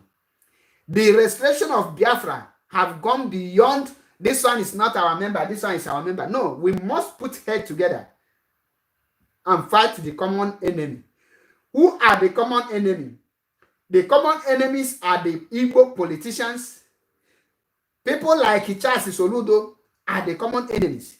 People like Anduba is the common enemies. People like Ifeanyi are the common enemies. People like Valentine, that is coming from PDP, is the common enemy. And we must show them. We don't have gun to fight them. We don't have money to fight them. We don't have cutlass to fight them. But we have the most powerful weapon to fight them, which is allowing only them. When Anduba will come, you will not see anyone. He will not see any person on his campaign ground. Nobody will be there. Only him with his security men will stay there and go back. That is when he will know. That is the only weapon we have now. The only weapon we have now is that no more election in Biafra land. Boycott everything. Leave anything. Don't come to campaign. Any day they are doing campaign, don't go there. How much is Indomie? Can ask yourself, that's one Indomie. If you buy sharing, can it feed you and your family? Can you feed on one just ordinary Indomie? You cannot feed. So on this note, I am telling our people, no more election in Biafra land. No more campaign. Avoid campaign. Makaniya anagunu mboge seti stray bullet oge ewolukwa ndụ gị. Ana mo kwa mmiri ama before zobe. We pass this information so that you will not say you are unaware. Why didn't they announce it? You know, our people like blame. Our people like blaming people. To avoid being a victim of all these things.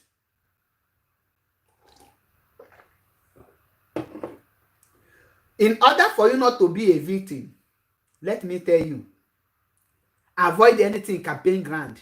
Avoid anything politicians. Avoid it. The danger, the possibility for you to go back is like 5%.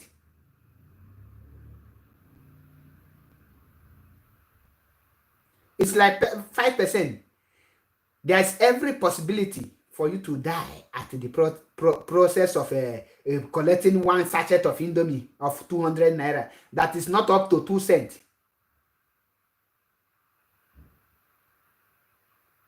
That is the only thing I want to say it now. And on this note, I will be drawing the curtain down here.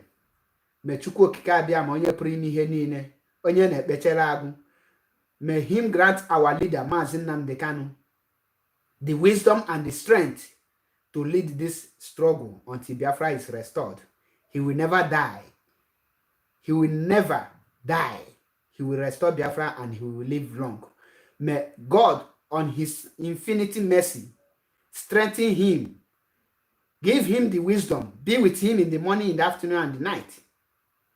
Guide and protect him. Every evil plan by the enemies must not come to pass. All their evil plans must not succeed. May Elohim destroy every plan. Anywhere they plan to destroy our leader, may Elohim destroy their plan before them, O Lord. Do it. And protect our DOS. Grant every DOS the wisdom. Any of the member of our DOS that think or take any bribe to sabotage this very movement. Father, disgrace the person out of IPOB. Put fire. Let the person see no reason to run mad and get out of IPOB. He said, and give our leaders in IPOB the wisdom to channel this struggle in the right direction, and Biafra must be restored, and protect our ESN wherever they are, in the bush, in anywhere. May Elohim protect them. They are going out and coming in will be a promotion. They will go out, every enemy on their way, they will bring them down. There is no stray bullet that will hit them. Any bullet that is coming from Nigerian evil government will never ever enter them. Let Elohim blind all their enemies before them. They will never die young. Biafra will be restored. As I pray, so shall it be. And the way that is campaigning, talking on social media, give us the wisdom to restore, to continue saying the truth and nothing but the truth. Do not allow any of us to be deceived or to be bought over.